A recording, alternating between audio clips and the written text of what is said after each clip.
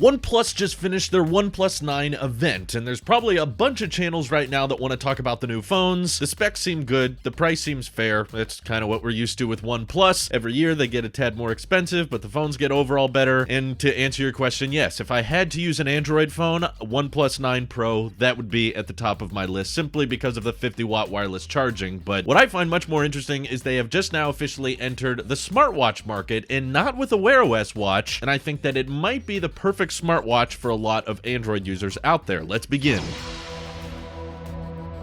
So as we've talked about on this channel in the past, Apple Watch has kind of dominated not just the smartwatch market, but the watch market as a whole. And it's crazy because the Apple Watch is still only available for iPhones. They've never opened it up for Android, and even then, its user base has surpassed 100 million devices, which is insanity if you consider that it's still growing at an exponentially faster rate. It's not slowing down. So how OnePlus was going to enter the smartwatch market was of great interest to me because I had been reading the rumors for a while. I didn't really make that many videos on it because I wasn't really sure what they could offer other than a round design, because most of the time there's watches out there trying to replicate the Apple Watch's success. They just kind of duplicate the exact same design, and all the rumors and leaks, of course, were showcasing this round design, which has been done with smartwatches before, but I think the price for battery life is actually what's most impressive here. So let's just start off with the colors in the first place, because even the base model OnePlus Watch, which starts at $159,